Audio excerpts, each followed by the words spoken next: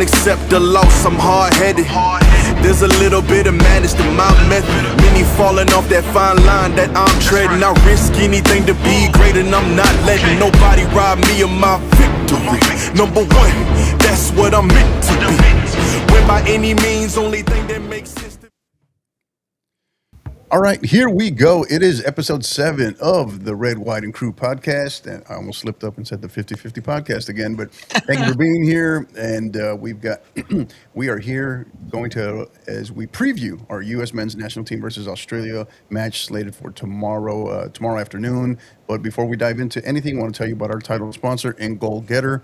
This episode is brought to you by Goal Getter, a recruiting education platform built to help female soccer student athletes and their families navigate the path to college soccer. The process can feel overwhelming, especially when families don't fully understand the recruiting landscape. Goal Getter provides the education, tools, and guidance families need to navigate the recruiting landscape and make informed decisions. To get more information, you can visit them at GoalGetter, that's GOLGETR.com. Again, that's GoalGetter.com, and you can also follow them you can follow Goal Getter, I should say, on Instagram and X at GOLGETR Soccer. That's Goal Getter Soccer to learn more. Again, that's GoalGetter.com, GOLGETR.com, as well as on Instagram and X at GOLGETR Soccer. Goal Getter Soccer to learn more. Gentlemen, what's going on? Nothing much. Getting ready for this game tomorrow, that's for sure. Oh, there's a game tomorrow? Apparently. Who's playing? So Awesome. Yeah.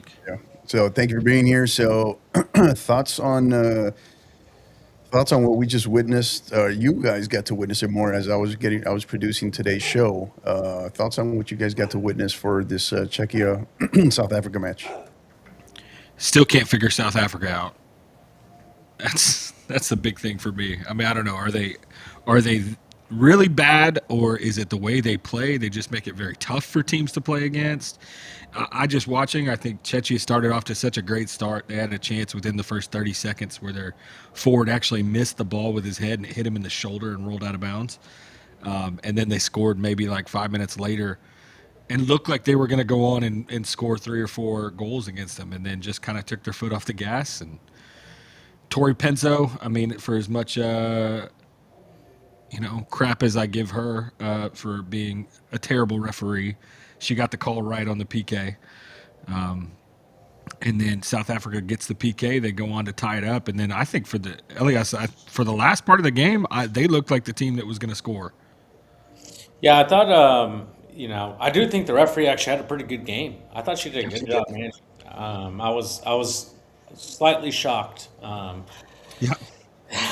But no, I thought that Czechia, they came out and they started so well, and then they kind of just like handed control of the game to South Africa at times. I mean, it did look like every time that Czechia had the ball that they were going to score, but it did seem like they were almost conceding too much territory, too much possession, and then after that handball and that PK, I was like, South Africa's about to turn this all the way on its head and get a full 3 points out of this. It's very, it's a very interesting team. I'm not sure what to make of them because they try to play the quote unquote right way where they're trying to play out and stuff, but then they have those boneheaded miscues, and I don't know. It's a very, very interesting team. So I don't know what's going to happen on match day 3 in that group. I mean, massive result for Mexico and South Korea for sure, because now the winner of tonight's game is going to go through to the next round. You're already going to advance. So big result for them. Yeah.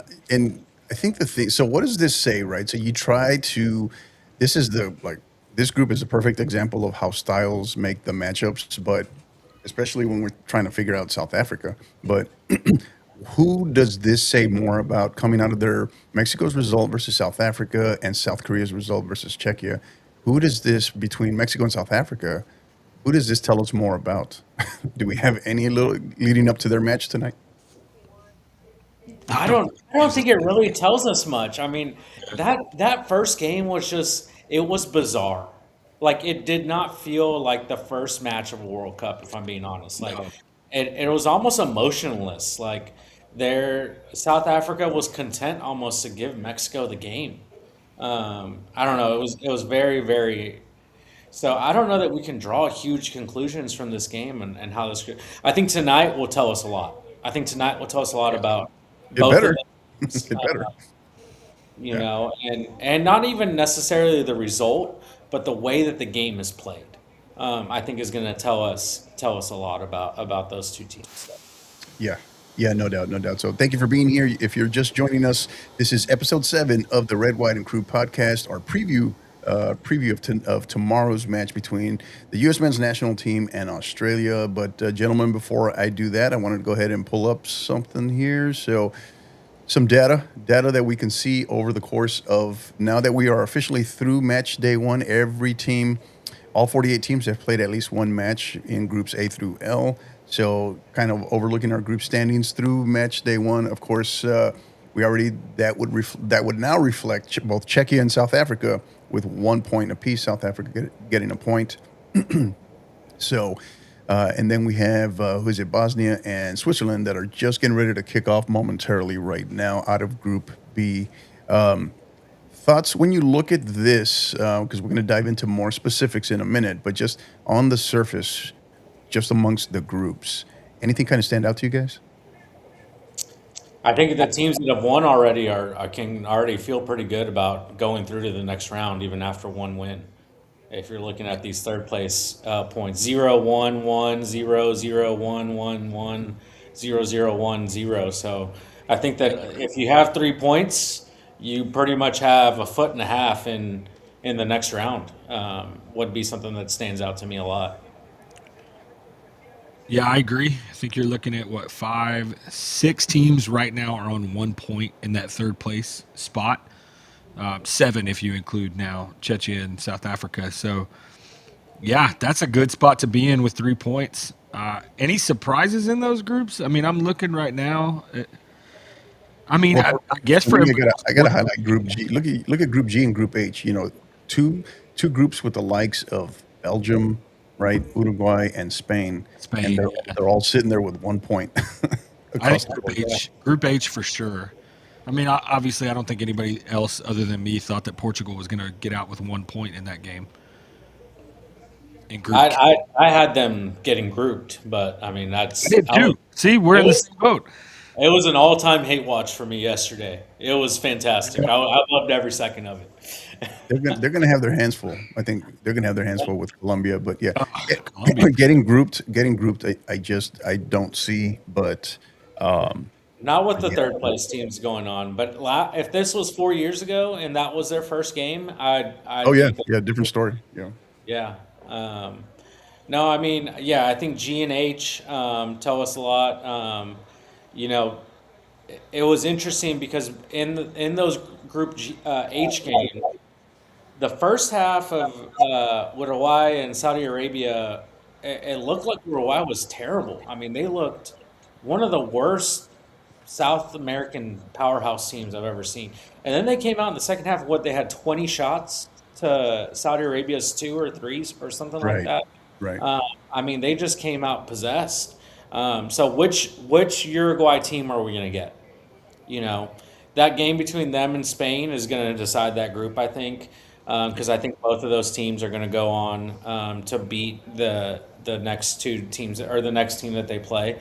And then yeah, in Group G, I mean, I think Group G is pretty balanced. New Zealand and Iran. I think Iran. People underrate them a little bit. Like they have more quality than I think people realize. And then obviously Belgium and Egypt, for how much star power there was there, it wasn't the best spectacle of great soccer. So yeah, I think that all those teams in G and H, it's interesting because they have the talent, but then they also have some issues in all those squads. Yeah, yeah. So a lot of moving parts. Now, what can we take from the trends and analysis from match day 1 into match day 2, which kicks off today? Be interesting to see which teams, obviously dictated by their respective groups, but which teams, which coaches can make the best adjustments from the lessons learned in their first match, and who makes the biggest jump in terms of performance, right? Who passes the eyeball test from their first match to their second match, right? So I think we're going to see big changes in Spain's team. I We think we're better. going We better. like Yeah. I think that Fabian Ruiz, I think he gets dropped. I think that they bring in Danny Olmo, a player to play in between the lines. Obviously, you bring in Lamine Yamal if he played 20, you Mhm. would expect him probably to get at least a half against Uruguay. Isn't Um, that land from Barcelona? Didn't they say 20 to 30 in the first game and then 60 in the second? Yeah, so do they bring him on? Do they start him and then pull him? I think that you have to, with a player like that, you have to almost bring him on because I think if you start him, there's no way you're taking him off that field if the game's even close. Right. I think that we'll see some big changes there. And then yeah, I mean, like, can those other teams, can Belgium, can Egypt kind of get the best out? I thought Marmoush was for Egypt. He was kind of played out of position. He's not a striker. I think Manchester City tried to play him there, but he's obviously probably their second best player next to Mohamed Salah. And how do they get the best out of both of those players? Because those are both big time star players. So, but yeah. Yeah. You Yeah. got I think I see. Go ahead. Go ahead, Aaron. Oh, I was gonna say you gotta like Egypt's chances though. I mean, it should have been the toughest game you played first against Belgium, who everybody thought was gonna win that group, and you outplayed them for a long time, and gave up an own goal. You know, That is a straight. I see that now through the first round. I see that as a straight coin toss because New Zealand looks way better than I think a lot of us anticipated. well, no, I agree with that too. So we'll see. We'll see for sure. And then, yeah, I expect big changes, big adjustments out of Ancelotti with Brazil as well. I think Morocco. they're missing Neymar. I mean, I don't, like, is he still the old Neymar of old? Absolutely not. But they were missing that number 10 in between the lines. Lucas Paquetá, like, he's not an elite creator. You bring Rafinha in there, and that reduces, that takes away his best qualities. So, I think that squad is calling out for a Neymar type player. And he's not traveling with them. He's not traveling for the next game. Yes, that's correct. Yeah. Right. But I think especially even with the fullbacks, if you had, a Marcelo, if you had a Danny Alves, if you had, we can even go back to the greats, Roberto Carlos and Cafu at right back, where they're getting up and down and providing width and providing creativity. You could probably get away with what they have in midfield right now.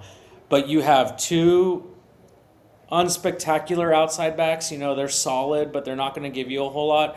And then you have a very average midfield. And so I think those five players together are really hindering Brazil. And you've got to bring in some sort of creator in one of those positions, whether it's a really attacking outside back, whether it's a really attacking number 10. But you've got to add another creator in there, or else I think they're just going to be too sterile to be able to go and really challenge. Yeah, I agree. I think you looking at Group K too. I just don't know how you leave Ronaldo in the starting lineup. I just I think you got to pull him. Hector, I think you're muted. Oh, sorry.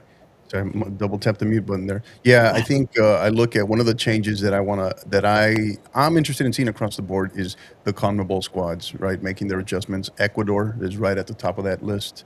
Um, Colombia, Colombia got it done yesterday versus Uzbekistan, but they still It wasn't convincing. yeah, it wasn't a hey we jump out 3-0 and then we kind of coast. It was not one of those. So, but I think that speaks more for Uzbekistan, right? So probably the best type of first match possible for Colombia because it's enough to get their attention. They had to make adjustments. They had to figure things out, but in the end, they still took care of business, right? So we Yeah, and shall then see. in Group L, like Croatia, can they get 3 points against Ghana? You know, so that's gonna be interesting. How does England, like, are they able to build on what they just did, or is that the best of that we're gonna see of England? I Mhm. think that's also something that you always have to look at. What was it in 2022 when Spain beat Costa Rica 7-0, and then they went on to not get a result, a win the rest of the way. So you don't want to peak too early, and which teams are going to continue to just get better. So Yeah. Yeah, keep your eye out in Group H too. Just keep your eye on that Saudi Arabia squad. Much better, I think, than people give them credit for. So, and have been trending in the right direction. Right. So, worth noting here: average attendance through the first round of matches, 65,524, with June 16th, I believe it was, setting the all-time single-day attendance for a World Cup with it was over 281,000 fans attended they matches all they all came out for my birthday, Hector. that one day. That's what it was. That's what it was. So, all right, we move on. So we kind of do a breakdown here of the tournament by the numbers here. So through match day one. So of course we know 48 teams, 24 games. But what did we see? We saw an onslaught of goals as the tournament progressed. Right. So 75 goals, 9 draws. So 9 out of those 24 being draws. You do the math on that. So 7 braces, 3 OG moving up the leaderboard slowly but steady. Three red Stop. cards. Three red cards, all in all in the first match. Yeah, and then one hat trick, of course, which we know goes to Messi. So, but the interesting piece though is the goals per match average is 3.13, the most since Sweden in 1958. So, Wow. thoughts on this? Thoughts on this when you look at all of this kind of extracted, guys?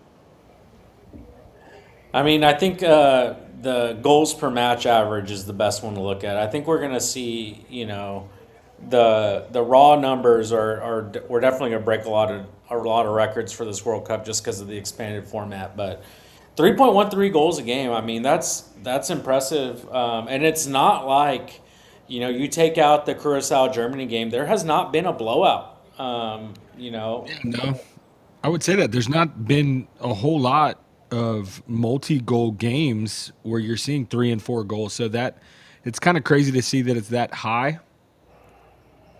But we did have, we had the Germany Curacao, we had USA scoring 4, Sweden scored 5, which I think is kind of out of character there. I think that was Yeah, more of yeah. the way Tunisia played that game and playing in a formation that they've not run through all of qualifying. Probably I, reasons why that gets you sacked after your first game. Yeah, yeah. That Sweden squad is interesting because you don't see a legit two front with two world class number nines very often anymore. So I think that will be an interesting team to have to deal with going forward because you're going to have to almost go to back threes against them because if you go back four and they're 1v1 on your center backs, Isak and Gyökeres, I mean, those guys are going to torch you. But no, I think it's been a great spectacle for the game. I saw somebody tweet before the game. They're like, this is going to be the most 0-0 draws in the history of the World Cup. Just watch, mark my words. And I don't think teams are throwing caution to the wind. But I do think, and I kind of commented on it, like, they are so well coached in transition moments now that even teams that are defending for long stretches of time and the quality that they have, they're able to generate chances in transition against the run of play. They're okay going forward, so it's been good for the game, I think, because I do think the big knock on soccer, especially in the U.S., is it's so low scoring. I'm gonna fall asleep. They're gonna kick the ball around for 90 minutes and no one's gonna score. But I think this is showing that that's not the case. yeah. I mean, outside of Spain and Cape Verde, was there any other 0-0 That was draw? the only one. It's Only been one? the only one. That's been the only one. Yeah, and go figure. Leave it to Spain to be in that. Yeah. You would have never guessed, but yeah, yeah. I mean, one of the underlying. We talked about it yesterday, right, in our watch along. If you missed it yesterday, you can see episode 6. We had our watch along of England Croatia match, our first watch along that we've had so far of this World Cup, and we have more information on that later. But well, one of the things we talked about was probably the two best matches we've seen have come out of Jerry World there at AT&T Stadium, right? So, but Yeah. I still think the Japan. I guess if you merged the first half of the England Croatia and the second half of the Japan Netherlands, probably that would be your perfect match per se. So, But yeah, interesting stuff here. So, all right, we move on. And so here's the interesting one, the one that we've kind of been tracking closely, right? So when we look at our confederation breakdown as to who's doing what, the interesting thing about this, yes, they still got it done, but UEFA kind of misleading because they picked I up, think it is too. Yeah. not until 2 days ago. I think they were sitting on like what 3 wins, Well, and you right? have So 16 teams, right? So yeah, Yeah. 16 teams coming out of UEFA, whereas AFCON has 9. Same thing for Africa. yeah, you have the Asian FC and the Confederation of African football squads as well, both sitting there at 10. CONMEBOL, right? Kind of the other eye opener, and CONCACAF, man, right on their heels, right? So, uh, Well, who's gonna get? CONMEBOL usually only has what, 3 to 4 teams. It would be. I Yeah, mean, it's a little different this year, but still, I mean, top I three. thought Haiti represented themselves very well versus Scotland, and they probably have gotten the worst call out of anybody in terms of getting jobbed, right? So yeah, I don't know. Yeah, I have UEFA at 1.7 points per game. The next two teams at 1.1 points per game, and CONMEBOL at 1.33 points per game. So that that difference between UEFA and CONMEBOL is not as big as the overall points are pointing towards. Right. Yeah. Very interesting. Very interesting. So, what will this look like as we make our way through match day 2? This is why I say kind of CONMEBOL is who those squads are the ones that I'm trying to see how do they adjust the most because but yeah, we talked about the Asian and African nations definitely shined in match day 1. Maybe they didn't all win, but the performances, right, and how they were playing, how they tested, some of the bigger Goliaths per se. Very very interesting. So, anything else to take away from this? Is that where does New Zealand fall? New Zealand's in Oceania. Is it the They're last one? Oceania. They're Oceania. Yeah. Yeah. Oceania. And where does Australia fall? Are they not in Oceania too? I think. No, one of them. I don't know. I think one of them falls under Asian. The other one falls under Oceania. Well, I it'd had to probably double be check that. Australia Yeah, that falls under Asian yeah. because it would be the 2 wins, right? I have to double check that. Yeah, yeah. But this is their official breakdown. So one of the two, you would think both fall under Oceania, but I don't know. So Yeah. we'll double check that. So good deal. Either So way, they haven't lost yeah, between the two no. of them. So Right, right. So, all right, gonna go move on. All right, get to the business end of the podcast here. So, discuss our preview of the United States and Australia set for tomorrow at 3 p.m. Eastern, 2 p.m. Central Time from Lumen Field in Seattle, or Seattle Stadium, as FIFA likes to call it. Thoughts on this when we look at the stakes, right? So, I know the overwhelming big. This has all of a sudden become a very, very big match, right? Probably first two big matches that we will have seen so far uh, in this World Cup will be tonight, Mexico, Mexico and South Africa, and then tomorrow the U.S. and Australia. So, but the big one that's kind of laying over the cloud that's looming over this is the status of Christian Pulisic. Thoughts on this, guys? no, I You would think want so. to The go same. first? Yeah, I got you. I would say, yeah, definitely big. A team that comes away with 3 points here is most definitely into the next round. Even if they were to lose the last game and somehow other teams end up on 6 and they all end up tied, I just don't think there's any way. I think they said it's guaranteed U.S. moves on as one of the top 2 if they win and we get a Paraguay win or draw. So huge stakes in this game, and I think going into it, yeah, not anybody really thought that these would be the 2 teams that were battling for the top spot in the second match day for everyone. But here it is what it is. I think I saw a clip earlier where they were kind of breaking down Australia and the way that they defend and stay compact. And just in the highlights they were showing and the graphic they were drawing it up, their movement is so good along the back line. And they're so quick to react. I think when we saw the U.S. playing against Paraguay, the U.S. almost made Paraguay look like cones out there. Like it was just a training session that we're moving on no one, but that's not what we're going to get out of Australia. We're going to get a much more compact defending, and I think I would dare say a little bit faster out the gate when you're talking about breaking out because they counterattack so well against Turkey. So, this is a dangerous game for the U.S. They can't mess around with the ball. I mean, we've got to be smart with it and take our chances and move that ball quickly too. Can't be too stagnant because if we do, we're just going to be so easy to defend.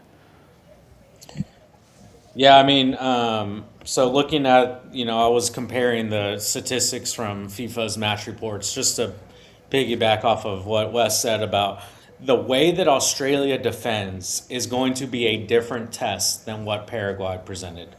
I think Australia played in a low block for 56% of their game, whereas Paraguay played in a low block for 28%. So you're talking actually double the amount of time in a low block, and they're comfortable with that. I think they gave up 30 shots, but only like 1.3 xg. So that comes out to like 0.05 xg per shot. So they were okay with, you're going to have the ball, but we're not going to let you access those central areas. And then not only did they sit back deeper, they were also compact. So this is straight from FIFA's thing. Paraguay was 34 meters by 21 meters, was their team shape defending. Australia was 33 meters wide by 16 meters deep. So you're talking about your center back to your center forward is 16 yards, not even the length of the 18-yard box. So they are condensing space so much more. And so I think that that's going to create some problems. And then if you look at how the U.S. had success against Paraguay, we talked about, it's a clinic on half space runs, right? They attack that space in between the outside back and the center back over and over again. Yeah. Well, that's a 4-4-2. Now Australia is going to play in a 5-4-1. Those half spaces are going to be much harder to access. So, and then if you don't have Pulisic, that's going to be even more difficult to access those spaces. So, I do not think that this is going to be one where they're going to run away 4-0 winners or 4-1 winners. This is going to be a grind, and you have to be, really cognizant of Australia on the counter. So. Yeah. Well, history tells us so. A couple of things, right? The U.S. had never scored four goals in a match until last Friday. So history tells us that is not, you're not going to see that necessarily. You're not inclined to see that back-to-back matches in a World Cup. But the other thing, what history also tells us is, historically speaking, the U.S., this is precisely what the U.S. has struggled with, right, against a low block playing system, right? And you hit on that, right? That 16 meters or 16, what did you say, 16 yards, right? That is basically telling you this is an Australia squad that welcomes, they're very comfortable in defending inside of their own 18-yard box. They want you in there. It's a good-sized group as well, good-sized group. And so it's going to turn into a rondo in a phone booth, as we say. So, all right, so we move on. So the tactical breakdown, right? So we know that very, very deep, low block, compact 5-4-1 that we're going to see from Australia. The difference is Australia versus Paraguay is this Australia attack, all right, they're exclusively going to look for the counterattack and look to challenge in the midfield. They're good. The big thing is they fight for everything. Any second ball, if you give them the ball, all right, in certain areas, they can move it. They can get it up the field in two passes max, and that's precisely what Turkey found out, right? So how that kind of comes into play, they're two goal scorers. We talked about it in Irankunda and Metcalf in their matches versus Turkey. How do they how can the U.S. kind of keep them at bay and be patient? More than anything, what this is going to require from the U.S. men's national team is patience. They know Australia is going to be perfectly fine with them having the ball more, but what are they doing with it? Is it purposeful possession, or does it lead to frustration, right? So yeah, one of those things to think about as well. So we look at these. So we know the 5-4-1 from Australia, and we're thinking the variation of what it could be for the U.S. given what is going to happen with Pulisic out on the left forward, left wing, whatever we want to call that, with still Adams and Tillman sitting in the midfield. Thoughts on this from the perspective of the big question here lingering again is Pulisic doesn't go. Who's in for him? And then what are the adjustments that are made based upon who goes in for him?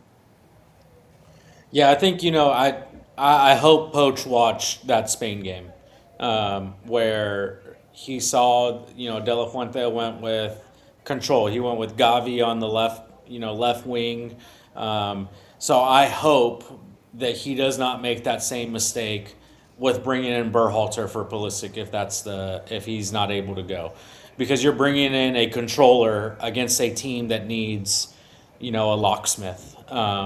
And so I think that he needs to bring in Gio Reyna or somebody like that. Even if he goes, Timothy Weah we talked about as a front two against this low block there. But he needs to bring in some sort of threat in the box or some sort of threat where they're going to be able to pick out that final pass in tight areas. And not just another, and not to discredit Berhalter, but that's not his. I don't think that he's a player you want to bring on when you are just seeing it, playing against a low block the whole time. So, yeah, that would be kind of how I would attack that. Yeah, I would say, I'll tell you, outside of, there's not very many people that talk about doing this. Me and Hector, we discussed it a little bit, but I think you bring on a Pepe. I think you bring on and we go two strikers, and you play that triangle almost in the midfield. Let Adams sit deep. Let Tillman and McKinney do their work in front of him.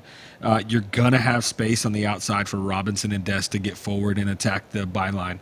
Like I think, or the end line. I think if we can attack that end line and get back into those cutback zones, making Australia defend facing their own goal, that's where we're gonna see success. We can't keep it in front of them and just try to take shots from deep because we're not going to get those looks.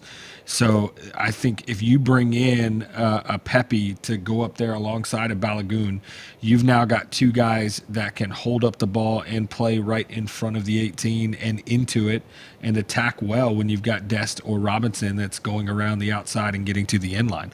So I don't know. I think our best option is to go with two strikers. Do I think he's going to do that? Probably not.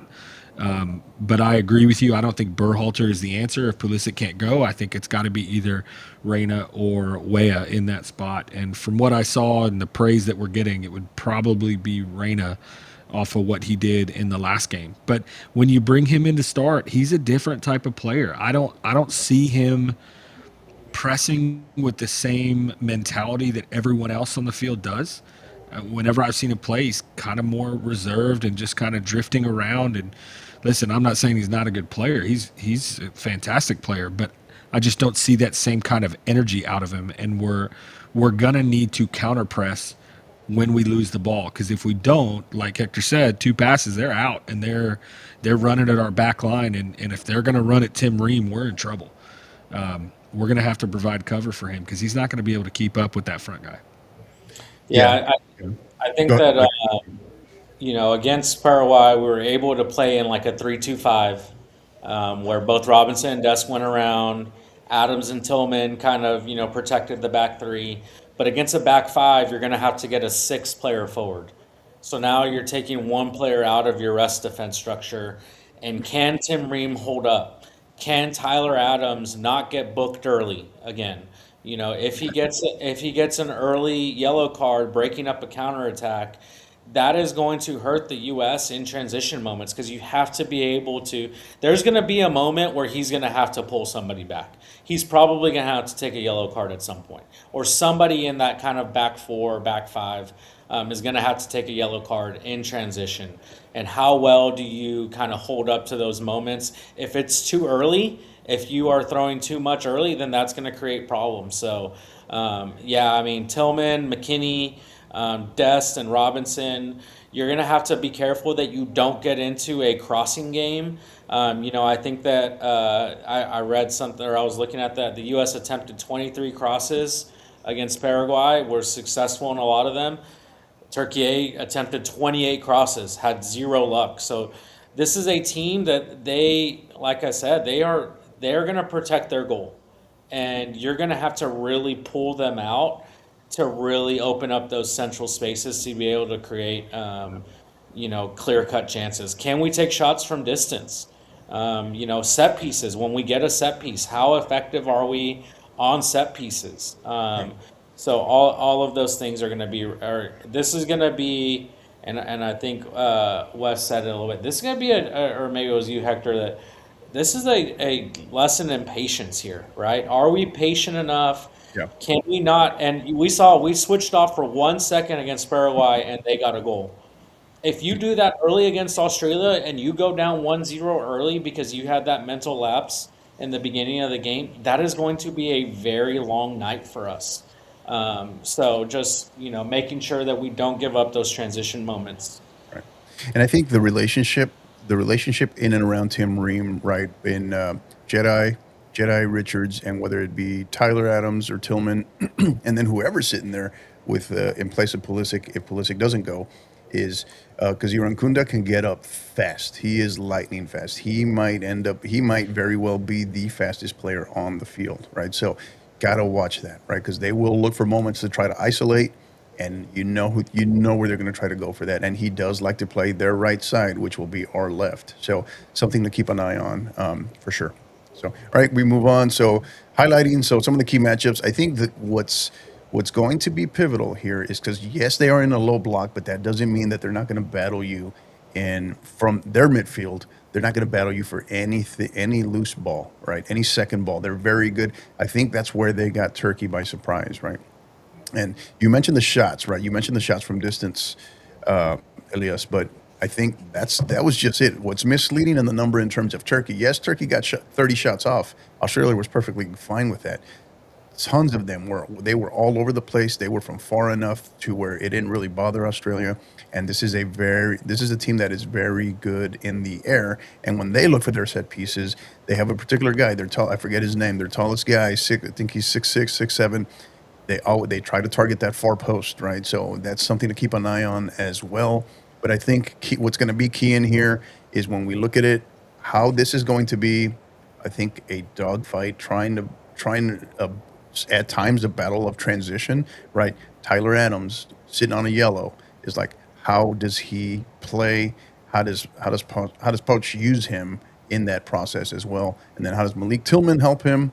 And then because I also agree, Aaron, if it sounds like there seems to be like the growing trend is if Pulisic doesn't go, it sounds like Poch is going to want to go with Reyna, right? So my concern is his work rate, right? His work rate. So, and this is also a guy who hasn't gotten a lot of minutes this year. We know that, right? So what will transpire there? Guys, thoughts on this? You want to go first, Wes? Yeah, I mean we can. I think based off of this right here, the keyest matchups is that Nestri against our back line. Like, can we slow him down when he gets the ball? Because he's gonna get the ball, and can we make sure that we don't get punished when he does? So that's my biggest watch. Like, how does Tim Ream handle it? Does that affect Jedi on how much he's going forward? And we talked about we need to get numbers forward, especially when they're in such a low block. But how much do we give up? How much do we give up with knowing that he's back there and going against one of the slowest defenders we have on our team? So watching him against that back line. But, man, the rest of it, Pulisic's going to be key, whether he can go or not. I mean, I think it's interesting that the media is kind of playing it out, at least from my end on what I'm watching, is they're all expecting him to play and that this is not an issue. But when I heard today that he's still training off to the side and not training with the team at full, that doesn't give me good hope that he's going to get on the field tomorrow.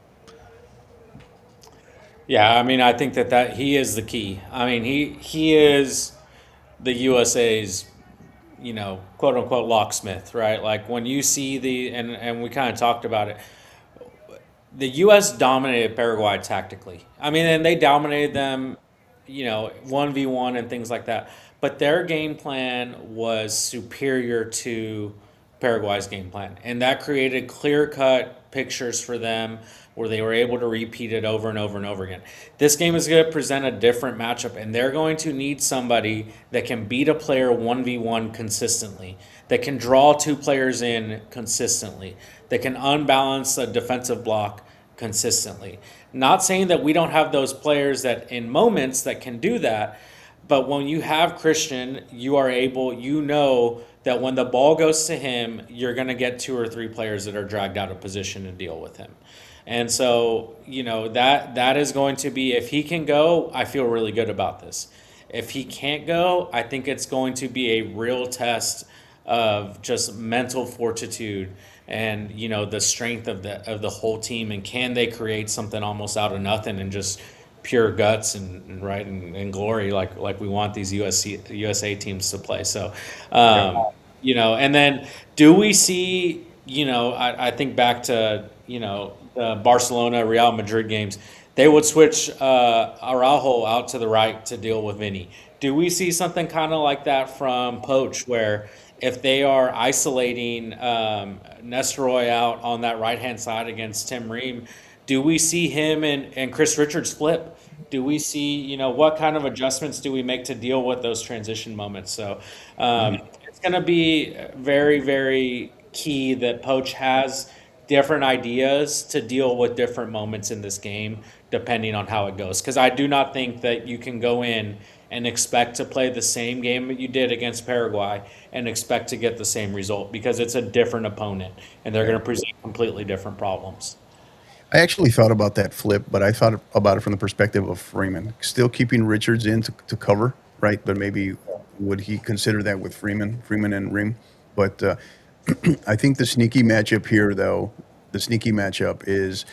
will be that midfield, that Tyler Adams, Malik Tillman battle versus Irvine and Metcalf, right? There's the same Connor Metcalf who got loose again in transition, who can move quickly. You give them a little bit of space and they make you pay. So Australia they know they are not going to get a lot of shots off, but they are very efficient, right? They're very efficient. That's the one thing where if the U.S. falls asleep, kind of like how they did against Paraguay, that was the one blimp on the radar, right, where they kind of fell asleep for all of 30 seconds and gave up how quick they gave up that goal, right? So I don't think you can give up a goal and expect to get a positive result. I just think that they're too defensively strong. I think it's going to be very, very hard to score two unless you score early. But if this game goes, if it's zeros at halftime, like that one goal is going to be huge. So I don't think you can afford to have the kind of slip up that we had against Paraguay. And I know that the game state was different, and if it was 2-0 or whatever, maybe we don't have that slip. But you cannot give them something, and expect to go and score three more than them. right. Well, it's true. You also can't give them the first goal. If they score first, I don't know if there's any way we're breaking them down at all. Like there has to be some, hope for them to try to need to go forward. But it's like once they already have that goal, they don't care about going forward. They're going to stick their striker up top and they'll just play kickball the rest of the game. It turns into one of those games where you're just playing somebody that's sitting in a low block and they're going to kick the crap out of the ball anytime you get close. And that makes it so frustrating to be able to go forward. Yeah. And that's precisely what feeds their attack, right? Is they just wear you down defensively. They let you get frustrated, you get bored of unpurposeful possession, right? Yeah. Next thing you know, the U.S. doesn't remain composed, doesn't remain patient and disciplined, and then boom, and then and that's precisely what happened to Turkey, right? It's precisely what happened to Turkey. So, have we shown as a team that we can handle a shutout or even get one? Mm-hmm. That's right. the hard part. Is this 9 straight matches? 9 straight matches without a clean sheet. Yeah. Right. Yep. So here's a little bit more of the keys to victory in terms of what we talked about for the U.S. scoring first, moving the ball quickly, avoiding set pieces mistakes. So this is probably a straight up coin toss in terms of who is stronger in terms of set pieces, both defending as well as attacking, right, as well as offensive. So because this is that, or the counter is the clear indication of how Australia is going to look to try to score. So, and they will, again, where Australia is really good is they're going to concede the ball. They're very comfortable in parking the bus, but when they have their chance, they're pretty efficient, right? So got to be aware of that. So, all right, and then we look on here. So our final, tactical minds, we look at from the perspective of both Mauricio Pochettino and Tony Popovich. A little bit more there in terms of just their philosophy, what they got going on, strengths, team form. Thoughts on this from the coach's perspective? Yeah, I mean, I think Popovich is going to go in and he's just going to, they are going to feel, I think that when you have teams that are coached in a low block, they have to have that belief that, like, we're going to suffer and we're going to get something out of it. Because once, you have teams that are going to sit in a low block and then they get three or four put past them, they lose that edge defensively. That game against Turkey is going to give them more belief in what they are and more conviction in their tactical approach. They're going to feel galvanized after that like, hey, we can withstand 90 minutes and we're going to go and take care of our chances. So, then from Pochettino, I thought that game against Paraguay, I thought that was the first time the U.S. had a elite tactical mindset of our game plan kind of matched up with the best teams in the world, and not necessarily that we play like PSG or we play like Barcelona or we play like Bayern Munich or whatever you want to call it. But I felt like we had an approach of, we are the ones that are going to take the game to you, and you are going to have to adapt to us. And so I'm going to be really interested to see what tweaks he has to continue that kind of mindset.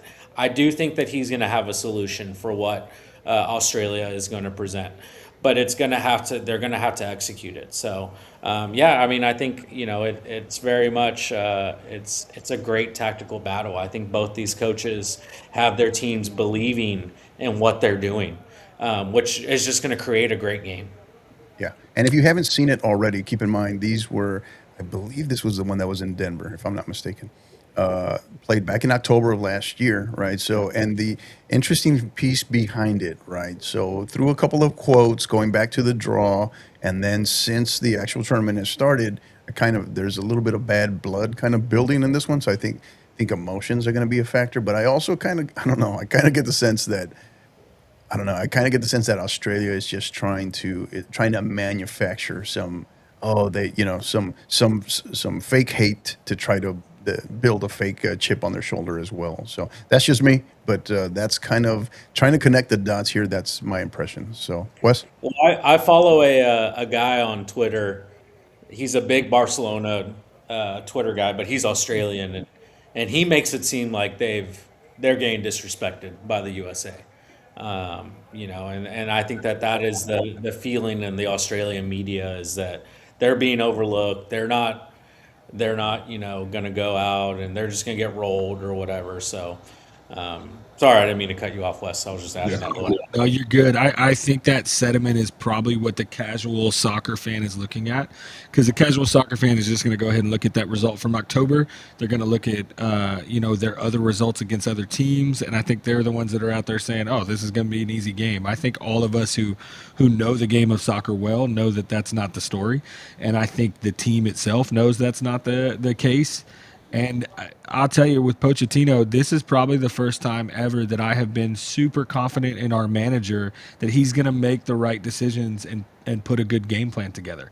We're all sitting here, does Pulisic play, yes or no? We don't know, and we're kind of basing our lineups and what our plan would be based off if we have him or not.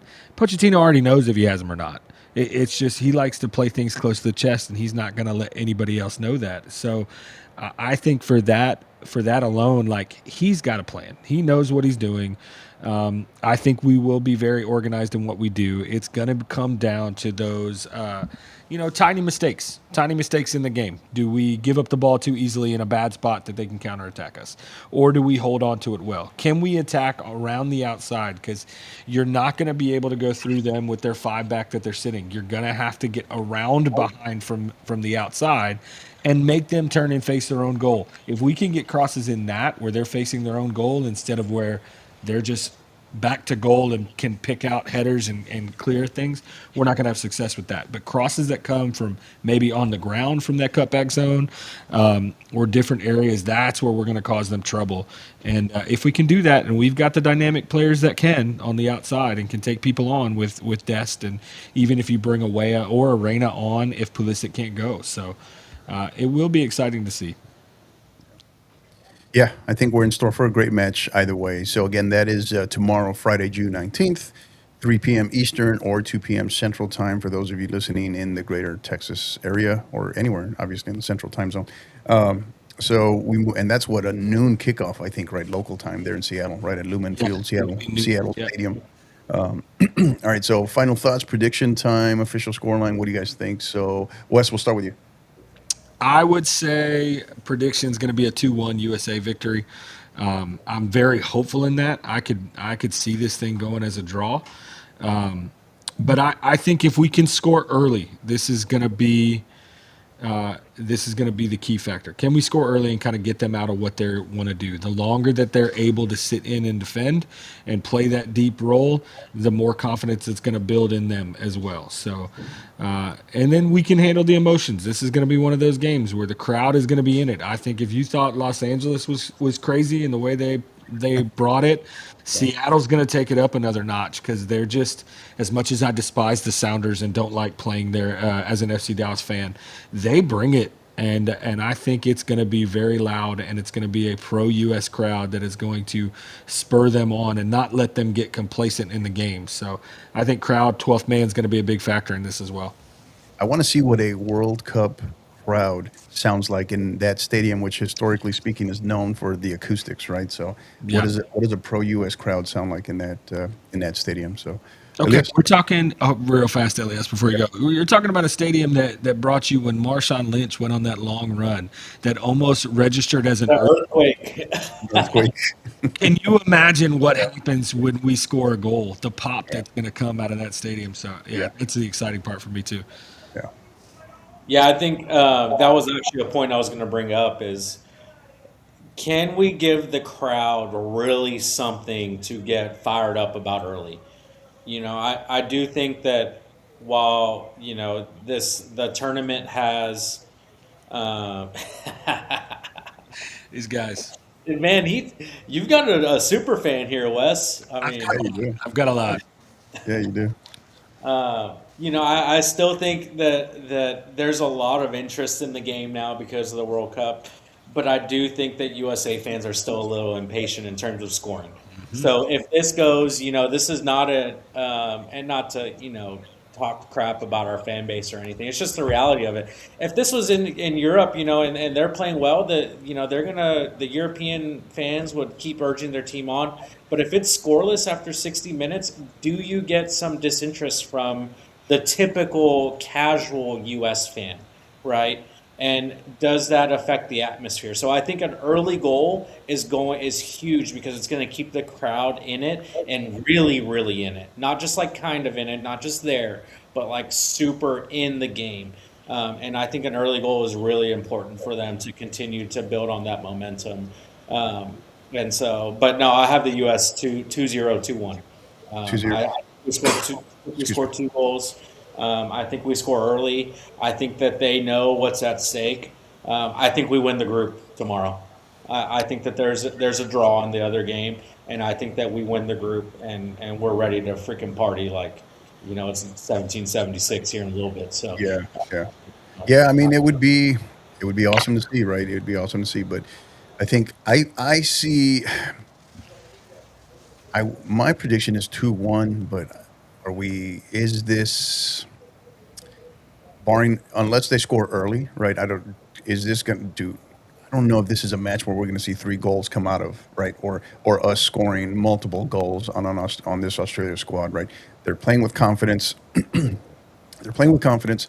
They just had a very, very, very big program win over Turkey, right? So I think what they're probably saying in their locker room, right, is like, hey, Turkey has all these guys playing in all these different clubs around the world, right? The U.S. doesn't have that. Yeah, the U.S. may have some studs, but not the same thing, right? So is the home field advantage, right, the big variable, and then of course the other big variable that we all know we haven't really discussed, right? That ultimately just can impact the game more than anything else is the official, right? What kind of game will they call, right? What kind of game will they call? Will they be consistent? Are they going to allow them to play?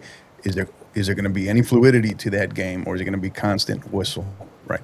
So that will be the other variable here that we'll kind of have to figure out. We'll see probably in the first 15 to 20 minutes, and then of course our favorite, right?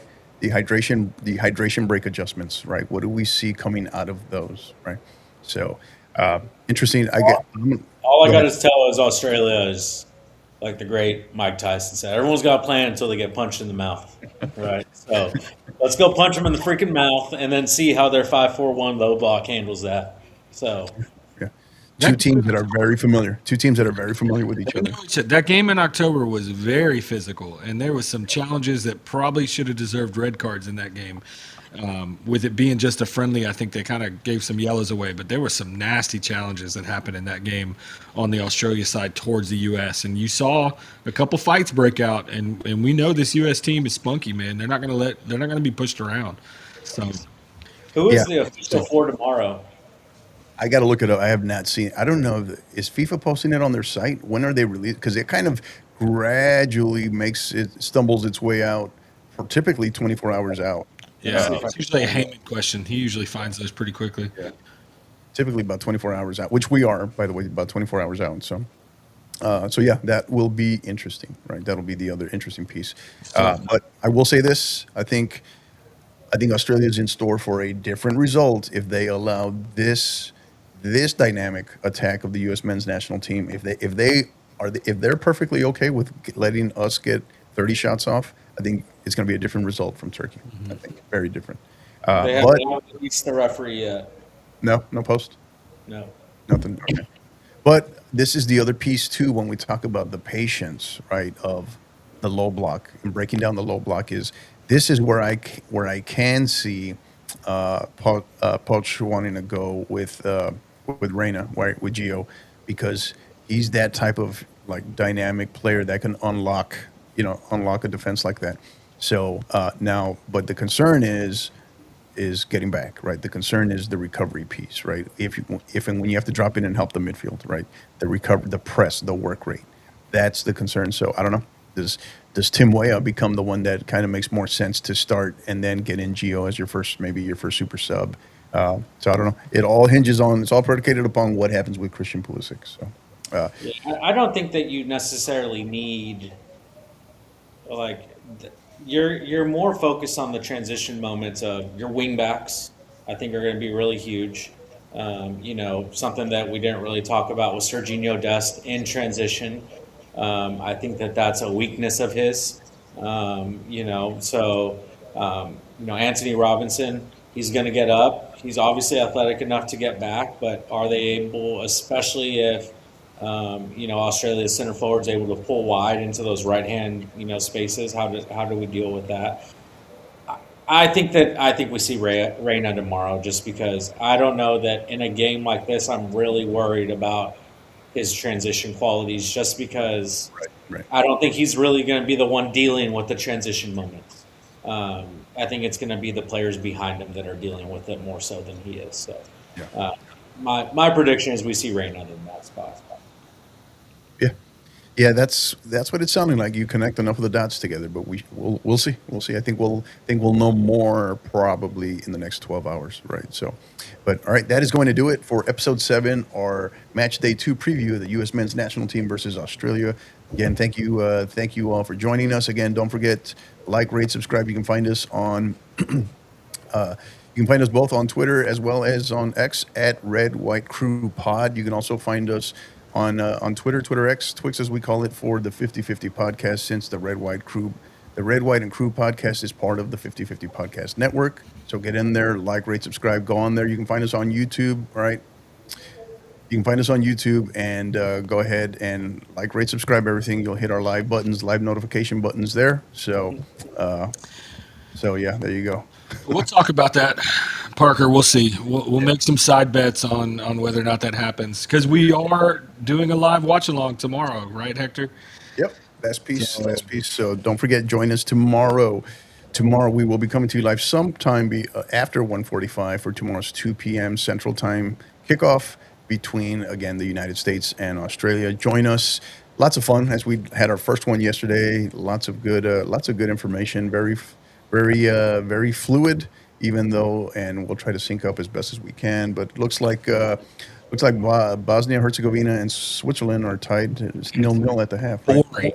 boring game. I've had it over here on the left. I mean, Yeah, not much is happening. You have we're it on getting to the until point that I'm like, is Switzerland really the team that we thought they were? Because at this point, I'm thinking they're not. Well, that's why I was they're hesitant, they're man. missing Yeah, when I wanted to Shakira. put that sleeper label on them, that's why I was hesitant.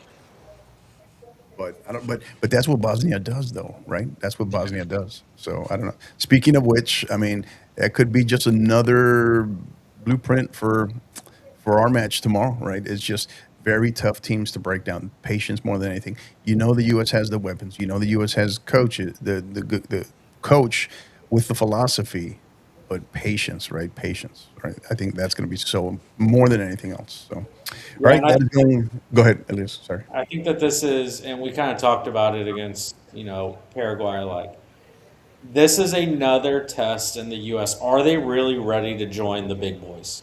Because the big teams, they see a low block and they say, "We're going to win this. We're going to score two or three." Yeah. And and they may hit us on the counter once, and that's okay. But we're going to put enough more that past you than you are against us. So, um, or is this another game where the U.S. dominates and then loses? So this is a test for us to see like where are we really with the elites, because the elite teams see these low blocks consistently, and they find a way to beat them consistently. So. Wes, anything else? No, I agree with everything you're saying. Yeah, I think you're right. Those top tier teams, when they see a low block, they start drooling. So because they know they're going to be able to put some in the back of the net, unless you're Spain, apparently. You know Can't what? do it. I will say this, right? From the two names that we hadn't mentioned, right, in terms of when we start, because this could come down to subs, right, as well, right? Adjustments based off sub decisions on subs, and two names to really kind of that we hadn't discussed is our set piece specialist, right, in Sebastian Berhalter, right, and then also I think this is the type of game, even though we've seen very little of him up to this point, even through our send off series, is Alejandro Zendejas. Yeah. This is the type of game that he excels in. This is the type of game he's very much used to playing for America, right? This is what he sees week in and week out playing for America in Liga MX. That he was brought for these kinds of games. I mean, why do you bring a true number 10 kind of creator type in today's game? You know he's not going to play consistently for you because of the concerns maybe out of possession. But why else do you bring him? I mean, really, I think that's a great point, Hector. I mean, I really didn't even think about him. Yeah, it's going to be interesting. I'll be curious to see, like I said, the ripple effect of Pulisic, right? Obviously, but Yeah. we'll go from there. But I- that is going to do it. Go ahead, Wes. Sorry. I thought you were going to say Christian Roldan, and I was going to turn the podcast off immediately. I was going to. If he gets him in there, just trying to give him the Please home, no. the home field. No. Please no. Yeah. I will walk off the our watch along set tomorrow if that's the case. So, If he gets in, yeah. yeah, him or I guess Miles Robinson's the other, but Oh, yeah, yes. Oh no, yeah, but Miles Robinson, just go ahead and give it 3 points. Yeah. yeah, but I guess like I said, we'll see. I think it could come down to that too, right? The adjustments, the decisions made based on substitutions as well. That's a good Who and when, right? So. But that is going to do it for episode 7, our match day 2 preview of the U.S. men's national team versus Australia. Again, go on there, like, rate, subscribe. You can also find us, your audio podcast, right? Whatever your preferred platform is, go on there. You can find the Red, White, and Crew podcast on the 50/50 podcast channel. All right, so go on there and, like I said, give us a review, everything. It just really helps with the algorithm as we continue to grow this podcast, which isn't going anywhere, as it's going to be around for the rest of this World Cup, obviously, and then the U.S. men's national team action going forward, the U.S. women's national team as they prepare for their 2027 Women's World Cup in Brazil next year, and on and on and on. So be with us for the long haul, because we're not going anywhere. So thank you again. So for Coach Elias Ramos and Coach Aaron Wesner, I am your host, Coach Hector Cano, and you know what to do. Until the next time, keep downloading and keep listening.